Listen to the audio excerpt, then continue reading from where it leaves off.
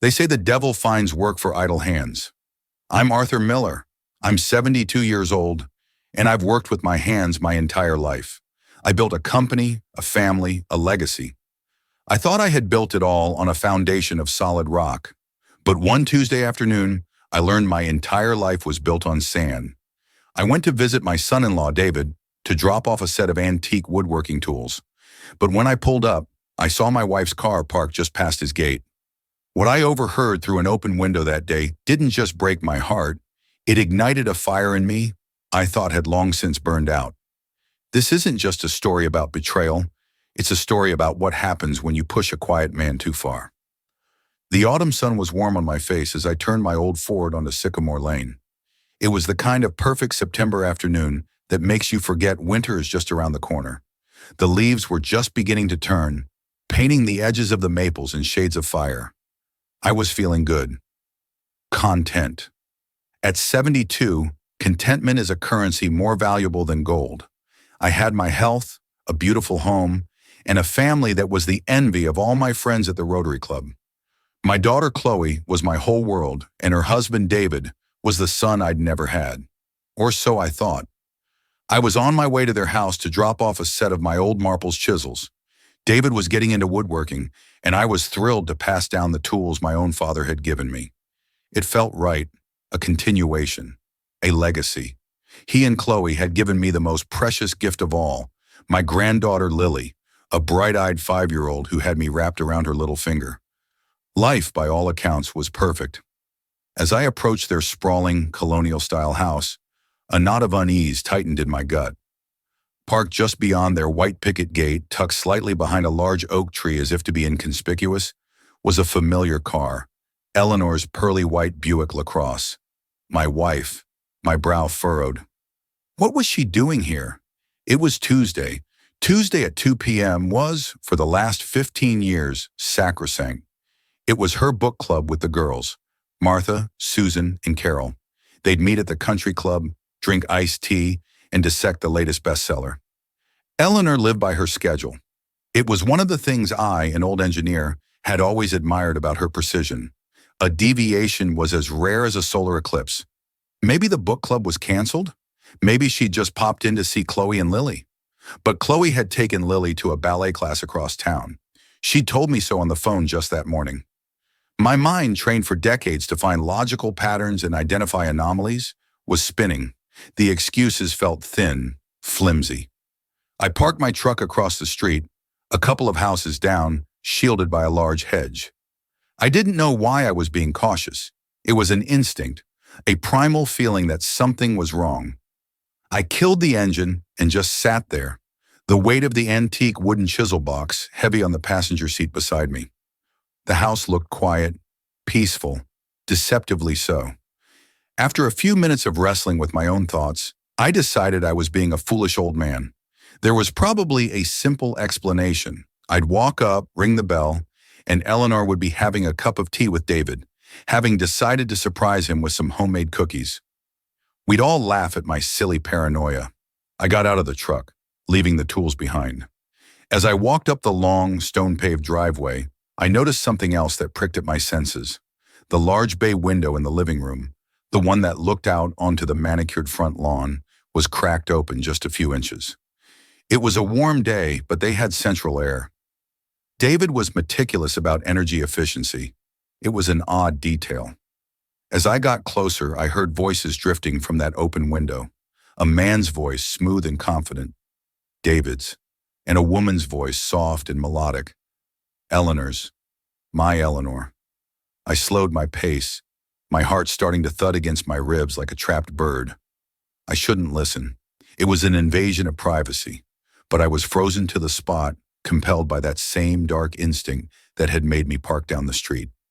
I stepped off the stone path and onto the soft grass, moving silently toward the side of the house, positioning myself just beneath the window, shielded by a large azalea bush. Their words became clearer, and the blood in my veins turned to ice. This was no innocent cup of tea. "We just need to be patient, Ellie," David's voice cooed. The name, Ellie, hit me first. I hadn't called her that in 30 years. It was a name from our youth, from a time of drive-in movies and borrowed cars. Hearing it from his lips felt like a violation, a theft of my own history. Patience is wearing thin, David, Eleanor's voice replied, and there was a sharp, avaricious edge to it I hadn't heard since she'd argued with her sister over their mother's inheritance 2 decades ago. He's as healthy as a horse. Every time I suggest he slow down, he takes up a new project in that damn workshop. He's going to live forever. My breath caught in my throat. They were talking about me. It's not about how long he lives, David said, his tone shifting from soothing to clinical. It's about control. The latest physical showed his blood pressure is a little high. The doctor mentioned age-related cognitive slips as a possibility to watch for. That's our opening. Cognitive slips? Eleanor scoffed. He can still calculate payload stress fractures in his head. The man's mind is a fortress, David. A fortress can be besieged, my love, he whispered back. My own wife. My love. The words were a physical blow. I leaned against the rough brick of the house, my knees suddenly weak. The world was tilting on its axis. The new trust documents are with my lawyer, David continued, his voice dropping lower, more conspiratorial. The power of attorney is the key. Once we have that, we can begin the asset consolidation. We just need to build the narrative. A few forgotten appointments. A misplaced set of keys here and there. You can help with that, can't you? Mention to Chloe how worried you are about him. Plant the seed. I could hear the rustle of fabric, a soft sigh. It was Eleanor. I have been, she said. I told her he forgot my birthday last month. He didn't, of course. He bought me that ridiculous diamond tennis bracelet. But Chloe believed me. She looked so concerned for him. A cold, venomous rage began to bubble up from the pit of my stomach. My own wife, the woman I had shared a bed with for 45 years, was actively working to portray me as senile, with my son-in-law. It wasn't an affair of passion. That I could almost understand. This was a coup, a cold, calculated corporate takeover of my life. Good, that's perfect, David praised her. We need to be a united front of loving concern. Once Chloe is on board, convinced her father is losing his grip, she won't fight the power of attorney. She'll think it's for his own good. She loves him. That's the beautiful, tragic irony of it all. We're using her love for him to protect our future. I heard the clink of glasses. They were toasting my demise. And the company? Eleanor asked. The sale of Miller Engineering? The preliminary offers are already on the table, David said, a smug pride in his voice. Once I have control of his shares through the POA, I can accept the offer from Sterling Corp. They're willing to pay top dollar, and they've promised me a senior executive position in the new merged entity. We're talking 8 figures, Ellie. 8 figures. Enough to leave this town, to go anywhere we want. The house in Tuscany you've always dreamed of. No more living off the scraps he doles out in your allowance. Scraps. The allowance was a monthly transfer of $50,000 into her personal account. An account I never once looked at, because I trusted her. Trust. The word tasted like ash in my mouth. My entire life's work, the company I built from the ground up with nothing but a set of blueprints and a loan from my father, was being sold off by this parasite, and my wife was his co-conspirator. I felt a wave of nausea so powerful I had to press my hand against my mouth to keep from retching. The scent of the azaleas was cloying, suffocating. I had to get away. I couldn't hear anymore. Moving like a ghost, I backed away from the window, my feet stumbling on the soft grass. I retreated down the driveway, my mind a maelstrom of betrayal and fury. The blue sky, the warm sun, the beautiful houses. It was all a facade, a painted backdrop for the ugliest of human dramas. I got into my truck, my hands shaking so violently I could barely fit the key in the ignition. I drove away from Sycamore Lane, not knowing where I was going. The man who had driven down that street just 20 minutes earlier, a man full of contentment and love for his family, was gone. In his place was a stranger, a man whose heart had been hollowed out and filled with ice.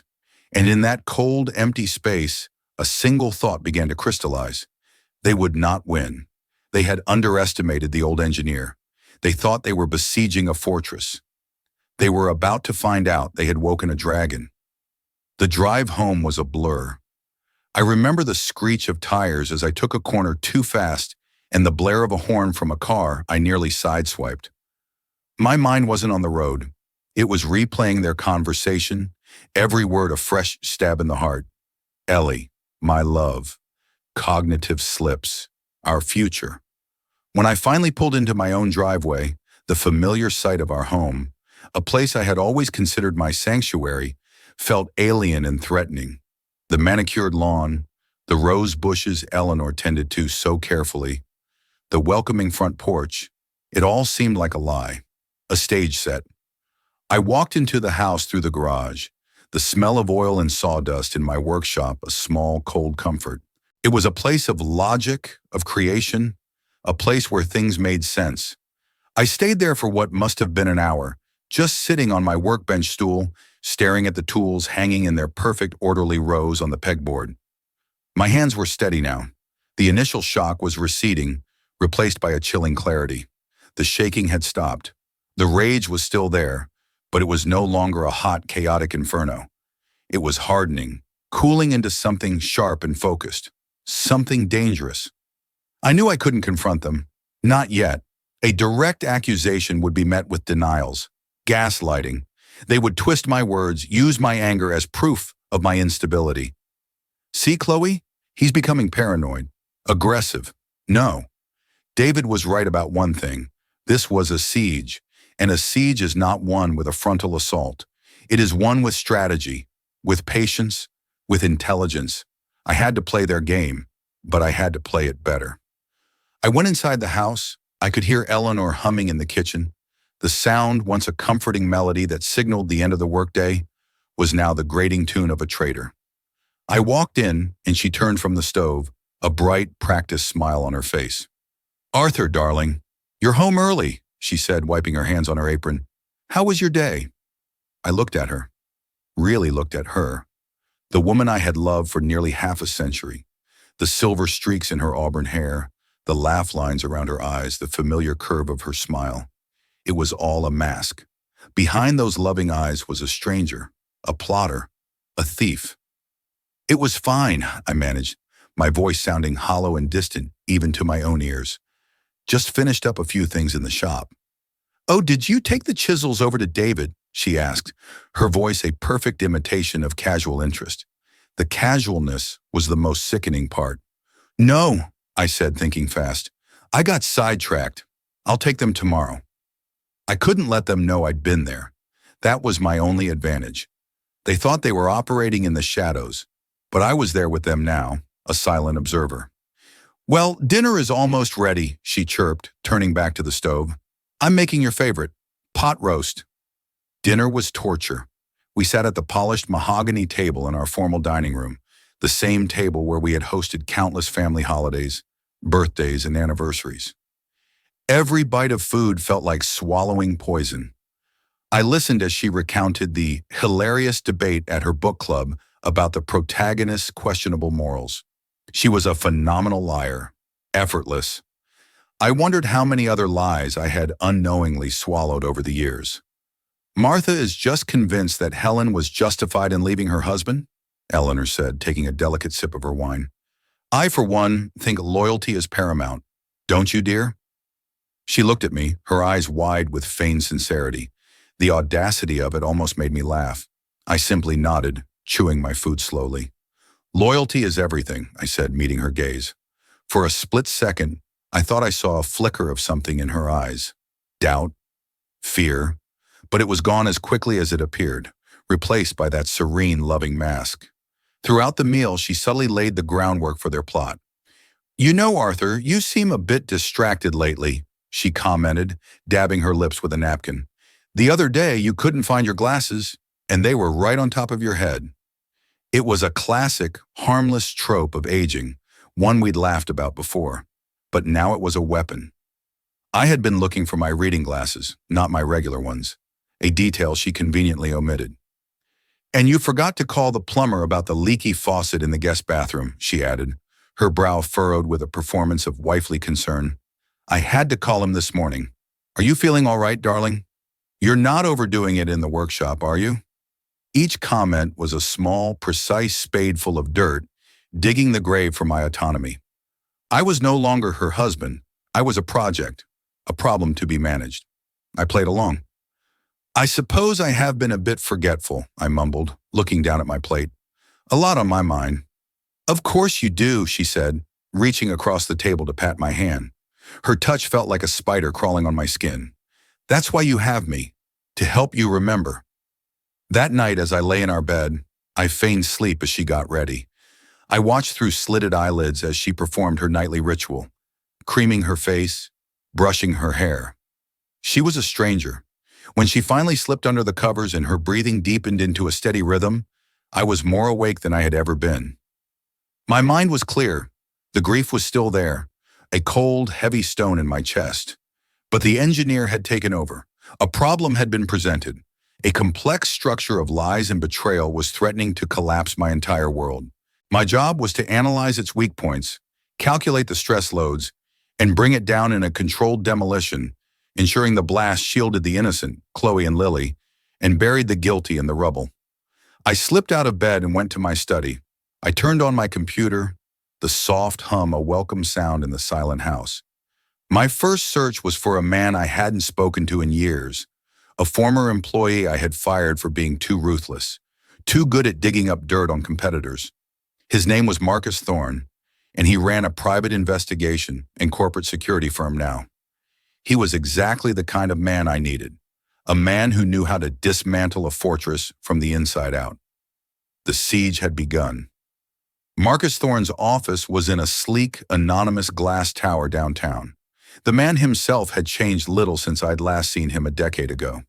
His hair was grayer, but his eyes were the same, sharp, analytical, and utterly devoid of sentiment. He was a predator, and I was about to point him at his prey.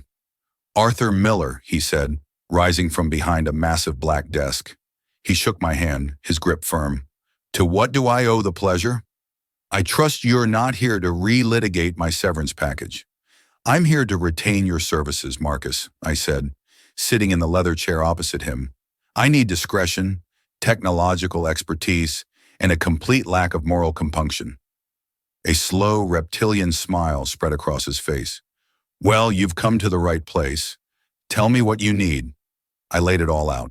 The car, the conversation, the plot to declare me incompetent, the plan to sell my company. I told him everything, my voice low and steady, betraying none of the roiling emotions inside me. I presented it not as a heartbroken husband, but as a CEO outlining a hostile takeover attempt. Marcus listened without interruption, his steepled fingers resting on his chin. When I was finished, he was silent for a full minute. "This is ambitious," he finally said, a note of professional respect in his voice. "It's nasty, but it's clean. If they pull it off, they'll have everything, and you'll be a ward of the state with a nice room in a nursing home, legally powerless to stop them." "They won't pull it off," I said, my voice hard as steel. "Your job is to give me the ammunition I need. I want everything, emails, text messages, financial records. I want to know every dollar they've moved, every secret account they've opened, every lie they've told. I want a complete schematic of their entire conspiracy." "That will be expensive," he warned. "I assure you, Marcus," I said, leaning forward, "I can afford it. Consider your budget unlimited." For the next 3 weeks, I lived a double life.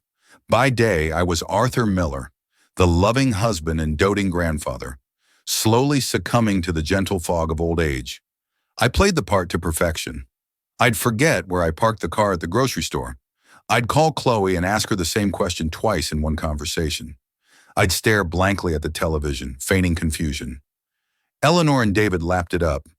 I could see the triumphant, pitying looks they exchanged over my head at Sunday dinner. Eleanor would guide me by the arm, speaking to me in that slow, patronizing tone one uses for a child. David would talk loudly about complicated financial matters, then stop and say, "Oh, sorry, Arthur. Didn't mean to bore you with the details." They were growing bolder, more confident. They thought their plan was working flawlessly. They were watering the seeds of my decline, unaware they were cultivating the garden of their own destruction. Meanwhile, my nights were spent in my study, a secret command center. Marcus and his team were surgical. They gained access to David's work and personal emails. They put a tracker on Eleanor's car, confirming her book club meetings were actually trysts with David at a series of fancy hotels. But the real gold was in the financials. Marcus uncovered a network of offshore accounts in the Cayman Islands, opened by David under a shell corporation. Small amounts of money had been siphoned from my company's accounts over the past year. David, as CFO, had been bearing the transfers in bloated expense reports. They were building a nest egg, a fund to start their new life. But the most damning evidence was their communication. They were arrogant enough to use email. They wrote to each other like lovesick teenagers, but their love notes were intertwined with the cold mechanics of their plot. One email from David to Eleanor read, "My dearest Ellie, just a few more months of playing the part."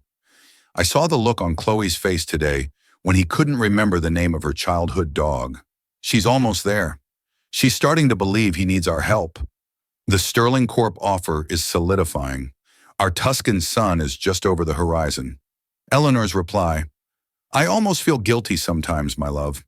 But then I remember all the years of being treated like a child with an allowance, of having to ask for permission. This is our due. He built an empire, and we are its rightful heirs. Chloe will understand one day. Be strong. All my love, E." Marcus delivered these printouts to me in a sealed manila envelope. I read them under the glow of my desk lamp, the rest of the house dark and silent. The pain was still there, a dull, constant ache, but it was being overshadowed by a cold, righteous fury. They saw me as an obstacle, a dotard to be managed and disposed of. They had forgotten who I was. I had built a multi-million-dollar engineering firm from nothing. I had stared down corporate raiders, union bosses, and economic recessions. I had designed bridges that were still standing and systems that were still running. My mind was not a fortress to be besieged. It was a labyrinth, and I was luring them deeper and deeper into the maze. And very soon I was going to seal the exits. The final piece of my plan began to form. It couldn't just be a quiet divorce and a lawsuit. That was too simple, too private. Their betrayal was an attack on my legacy, my family, my very identity. Their punishment had to be public. It had to be absolute. It had to be a demolition so spectacular that no one would ever forget it. And I knew the perfect stage for the final act, our 45th wedding anniversary party. It was 6 weeks away. Eleanor was already planning it, a grand affair at the country club with over 100 of our closest friends and family. It was meant to be a celebration of our life together.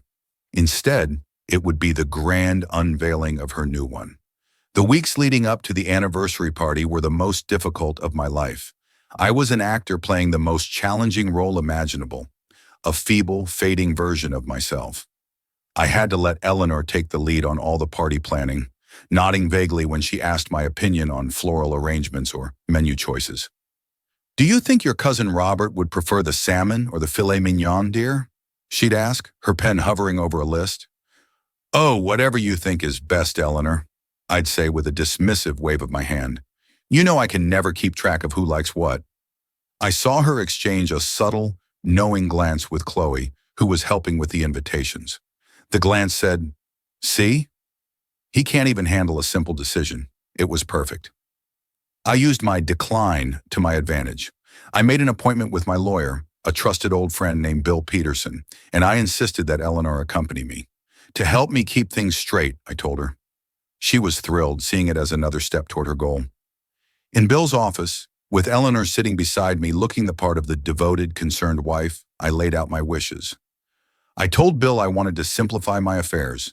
I wanted to transfer the bulk of my liquid assets and my controlling shares in Miller Engineering into a new irrevocable trust. Eleanor's eyes lit up, but she maintained her composure. This was it, the moment she and David had been waiting for. "The beneficiaries of the trust," I said, my voice sounding a little frail, "will be my daughter Chloe and my granddaughter Lily." Eleanor's smile tightened slightly. She had expected her name to be there. "And," I continued, looking at Bill, "I want an ironclad stipulation, a poison pill clause, if you will. The trustee will be a neutral third-party financial institution, and under no circumstances can the assets of the trust be managed, directed, or co-signed by Chloe's current or any future husband. David is a fine man, a financial whiz, I know, but this is for my girls. A legacy from me directly to them. No middleman. I watched Eleanor's face. She was trying to process it. On one hand, the assets were moving out of my direct control, which was their goal. But they were moving into a legal vehicle that David couldn't touch. She was trapped. To argue against it would be to reveal her hand. How could she possibly object to a loving grandfather wanting to secure his daughter and granddaughter's future? To do so would look greedy and suspicious. "Oh, Arthur," she said, her voice dripping with manufactured emotion as she squeezed my hand. That's so wonderfully thoughtful of you. Protecting your girls." She shot a quick, almost imperceptible glance at Bill, a look of frustration she couldn't quite hide. Bill, who I had already briefed in a secret prior meeting, played his part beautifully. "It's a very wise move, Arthur. A prudent piece of estate planning. We can have the documents drawn up and signed within the week." They had wanted control, and in a way I was giving it to them. I was letting go. But I was steering the fall, ensuring that when the dust settled, the only thing of value they had access to was each other. The week before the party, Marcus delivered the final package. It contained a polished, edited audio file of the conversation I had overheard, cleaned up to remove background noise. It also included a USB drive with a slide presentation, screenshots of the most damning emails, flowcharts of the money transfers to the Cayman accounts, and GPS data from Eleanor's car mapping her book club meetings to the parking lots of five-star hotels where David had made reservations. It was a complete, irrefutable dossier of their treachery. I contacted the event manager at the country club.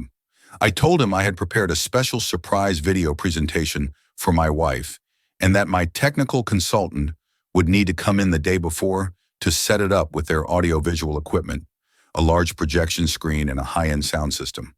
The manager, a man who had known me for years, agreed without question. Marcus's best tech guy went in and handled everything, ensuring the system was linked to a small, discreet remote I would have in my pocket. The night before the party, Eleanor was giddy, buzzing with a triumphant energy she barely concealed. She laid out her gown, a shimmering silver creation that cost more than my first car. She thought she was on the precipice of her new life. She had no idea she was dressing for her own execution. As I put on my tuxedo, I looked at my reflection in the mirror. I looked older. The last 2 months had carved new lines onto my face. But my eyes were not the eyes of a tired, confused old man. They were clear, calm, and cold. They were the eyes of an engineer on the morning of a major demolition, having checked every charge and reviewed every calculation. All that was left to do was press the button. Chloe called me, her voice full of love. "Are you excited for tonight, Dad?" "More than you know, sweetheart," I said, and a genuine pang of sorrow hit me. She was the one innocent who would be caught in the blast radius. I was about to shatter her world, to destroy her image of her mother and her husband. But the alternative, to let her live a life shackled to a viper and a traitor, to let them steal her inheritance and manipulate her love, was unthinkable. This was a painful, necessary surgery. I had to cut out the cancer to save the patient. "I'll see you there, Dad. I love you," she said. "I love you too, Chloe." "Always remember that," I replied, my voice thick with emotion. The fuse was lit. The ballroom at the Oak Ridge Country Club was a sea of sparkling lights and champagne flutes. Over 150 people, our lifelong friends, family, business associates, had gathered to celebrate 45 years of what they believed to be a perfect marriage. The air buzzed with laughter and the soft melody of a string quartet. Eleanor was radiant, gliding through the crowd like a queen, accepting congratulations and compliments. David was by her side, the very picture of the devoted son-in-law, his arm possessively around Chloe's waist. He caught my eye from across the room and gave me a small, condescending smile, a smile that said, "It's almost over, old man." I spent the first hour mingling, playing my part. I allowed myself to seem a bit overwhelmed by the crowd. I forgot the name of Eleanor's cousin, prompting her to rush to my side with a concerned tsk-tsk. I saw her whisper something to David, who nodded gravely. They were comfortable, cocky. They were standing at the edge of a cliff, admiring the view, with no idea I was about to give them a push.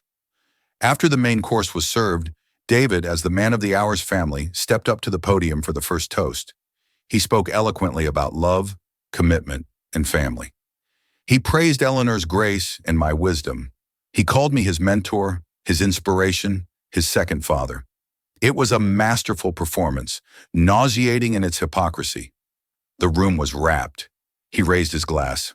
To Arthur and Eleanor, he boomed, 45 years of a love that is a benchmark for us all. May your future be as bright and beautiful as your past. The room erupted in applause. Hear, hear, people shouted, raising their glasses. As the applause died down, the master of ceremonies announced, and now a few words from the man himself, Mr. Arthur Miller. I walked slowly toward the podium, leaning on my cane a little more than I needed to. I could feel the room's collective, patronizing affection. Good old Arthur. I reached the podium and adjusted the microphone, my hand trembling just enough to be convincing. I fumbled with my notes. Thank you, David, I began, my voice quiet but clear. Such kind words.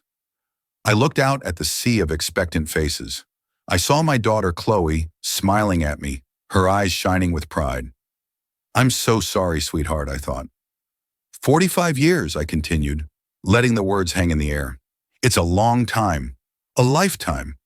You build something in 45 years, a home, a family, a company. You build a foundation of trust. I paused and looked directly at Eleanor, who was beaming at the head table. They say trust is the bedrock of any marriage, a sentiment with which I wholeheartedly agree. I saw a few people nod in agreement. I had them. But a foundation, no matter how strong it seems, can be compromised, I said, my voice gaining strength and losing its frail quaver. The tone in the room shifted subtly. It can be eroded from the outside, or it can be shattered by a conspiracy from within. Eleanor's smile faltered. David's expression became rigid. They knew something was wrong. For our anniversary, I didn't get Eleanor a gift, I announced. Instead, I thought I'd share a story, a very recent story. It's about a husband, a wife, and a son-in-law. A cautionary tale, you might say. I reached into my pocket and my thumb found the small, cool plastic of the remote. It begins on a Tuesday afternoon, I said, and my eyes locked with Eleanor's. The color drained from her face. With a book club that never was. I pressed the button. The lights in the ballroom dimmed. The large projection screen behind me, which had been displaying a slideshow of family photos, went black. And then, the sound of their voices filled the room, crisp and clear through the expensive sound system. We just need to be patient, Ellie. A collective gasp went through the crowd. Every head swiveled from the screen to David, then to Eleanor. David had frozen, a deer in the headlights. Eleanor looked like she had seen a ghost. Patience is wearing thin, David. He's as healthy as a horse. Chloe's face crumpled in confusion. She looked at her husband, then at her mother, then back to me, her eyes pleading for an explanation. The audio continued, every damning word echoing through the silent, cavernous room. Age-related cognitive slips. That's our opening. We're using her love for him to protect our future. As they spoke of manipulating my daughter, I pressed the button again. The audio faded, and the screen lit up with David's email to Eleanor. The words, "My dearest Ellie, our Tuscan sun is just over the horizon," were projected 10 feet high for everyone to see. I advanced to the next slide. Eleanor's reply. "This is our due. We are its rightful heirs." Slide after slide, I laid their betrayal bare. The flow chart showing the money siphoned from my company to the Cayman Islands. The map with GPS coordinates, showing Eleanor's car at the St. Regis on 5 separate Tuesday afternoons, cross-referenced with David's hotel receipts for a day-use suite. The room was in stunned silence, punctuated by horrified whispers. Friends of 50 years were staring at Eleanor with contempt. My business partners were looking at David with pure disgust. But my focus was on Chloe. Her face was a mask of utter devastation. Tears streamed down her cheeks as she stared at the screen, at the irrefutable proof that the two people she trusted most had been systematically plotting against her father and using her as a pawn. She slowly turned to David, her expression shifting from heartbreak to a cold, hard fury I had never seen in her before. She took off her wedding ring and dropped it on the table with a clatter that sounded like a gunshot in the silent room. I pressed the remote one last time, and the screen went black. The house lights came up, revealing the tableau of ruin. "So, no," I said into the microphone, my voice now booming with authority. "I did not get my wife a gift for our 45th anniversary, because our marriage, it seems, ended some time ago. Instead, I gave her this, the truth." I looked at Eleanor. Her face was a ruin of makeup and tears. She was staring at me, her mouth opening and closing with no sound coming out. "The divorce papers will be served tomorrow morning, Eleanor. You will find that all joint accounts have been frozen. The house is in my name. You will leave with nothing but the clothes on your back." Then I turned my gaze to David. "As for you, David, you are terminated as CFO of Miller Engineering, effective immediately. A full forensic audit is already underway. The evidence of your embezzlement has been turned over to the district attorney's office. I imagine you'll be hearing from them shortly." I looked out at the shocked faces of my guests. "I apologize for ruining the party," I said, my voice laced with bitter irony. "But I felt you all deserved to know the kind of people you were celebrating tonight. Thank you, and good night." I stepped away from the podium, leaving a mushroom cloud of shattered lives in my wake. The string quartet did not start playing again. The only sound was the sound of a world ending. The silence that followed my final words at the podium was the most profound I have ever experienced. It was not an empty silence. It was heavy, weighted with the raw, brutal truth I had just unleashed. It was the silence of a vacuum, the moment just before a structure, its supports vaporized, implodes upon itself. For a full 10 seconds, 150 people were frozen, a tableau of shock and horror. Then the vacuum broke and chaos erupted. The first sound was a strangled sob from Chloe. The second was the sharp, ugly sound of Eleanor screaming my name, a raw, guttural shriek of pure hatred that bore no resemblance to the cultured woman everyone knew. She lunged from her chair, her face a contorted mask of fury and ruin. But she was intercepted by her brother, my now ex-brother-in-law, who grabbed her arms, his own face pale with shame. I didn't watch them. My eyes were on Chloe. She had risen to her feet and was staring at David, who was still frozen in place, his face the color of ash. I saw her lips move, and though I couldn't hear the words across the room, I could read their venom. He flinched as if she had struck him. Then, with a final, withering look of contempt, she turned her back on him and walked, straight-backed and resolute, toward me at the podium. She didn't cry, not then. Her shock had been burned away by a cold, clarifying rage. She took my arm, her grip firm and certain. "Let's go home, Dad," she said, her voice trembling but strong. Together we walked out of that ballroom, leaving the wreckage behind us. We didn't look back. The cacophony of raised voices, of Eleanor's continued screaming, of people shouting David's name, faded behind us as the heavy oak doors swung shut. We had just detonated our lives, and the shrapnel would be flying for months. The first few days were a blur of lawyers and logistics. Chloe and I moved like automatons through the necessary tasks. She called a moving company to collect her and Lily's essential belongings from the house on Sycamore Lane, instructing them to leave everything else behind. She wanted nothing that had been purchased with my stolen money or that held the taint of her life with David. Meanwhile, I had the locks on my own house changed. The house felt both empty and suffocatingly full. Every room held a ghost of Eleanor, her collection of porcelain birds on the mantelpiece, her romance novels on the bedside table, her expensive perfumes lingering in the master bathroom. One afternoon, I found Chloe standing in the doorway of the master bedroom, just staring. "We have to get her out of here," she whispered, her voice raw. "All of her. I can't breathe." So we began the purge. We hired a team of professional packers, the kind who handle delicate estate matters. We systematically went through the house, room by room, and packed every single item that belonged to Eleanor. Her clothes, her jewelry, her art, her books. 45 years of a shared life, reduced to a collection of labeled cardboard boxes. It was a brutal, painful, and deeply necessary exorcism. We didn't throw anything away. I had the boxes moved to a secure storage unit. The rental paid for a year in advance. I sent the key to her lawyer with a terse note. What she did with her past was her own business now. Karma, I have learned, is not a bolt of lightning from a clear sky. It is a slow, methodical grinding down, a relentless erosion of everything a person holds dear. For Eleanor, it began with the loss of her name. She was no longer Mrs. Arthur Miller. The social standing she had worshipped, the very core of her identity, was gone. Her friends, the women with whom she'd shared lunches and gossip for decades, treated her like a leper. I heard stories. Martha, her supposed best friend, saw her in the produce aisle at the supermarket and turned her cart around so abruptly she knocked over a display of avocados. Carol, when asked by a reporter for a comment, simply said, "I don't know anyone by that name." The divorce was swift and merciless. With the evidence I had, her lawyers knew they had no leverage. She walked away with only what the law absolutely required, a pittance compared to the life she had known. Her beautiful apartment, funded by the secret accounts David had set up, was seized as part of the criminal investigation. She ended up in a dreary, one-bedroom rental above a laundromat, a place that smelled perpetually of damp linen and regret.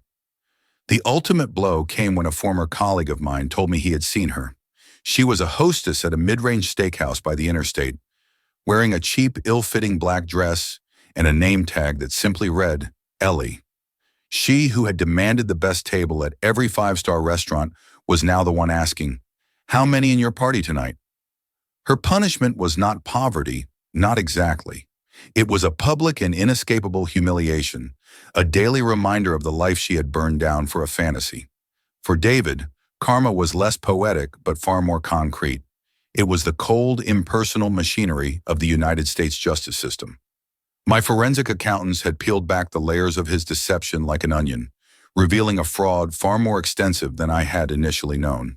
He had leveraged company assets for personal investments, forged my signature on loan applications, and embezzled close to $3 million over 4 years. His arrest was on the front page of the business section. His photo, a grim mugshot with dead eyes, was a far cry from the confident, smiling images in the society pages. His high-priced lawyers tried to delay and obfuscate, but the paper trail was irrefutable. His plea deal was his only option to avoid a trial that would have put him away for 20 years. Seeing him in court during his sentencing was a strange experience. He looked smaller, diminished. The tailored suit couldn't hide the tremor in his hands or the terrified look in his eyes as the judge handed down a sentence of 7 years in federal prison and ordered full restitution. He had gambled for an 8-figure future and lost everything, trading a life of luxury for a 6-by-9-foot cell. But the true recovery, the real work, was happening within the walls of my own home. It was with Chloe. Her grief was a complex, many-layered thing.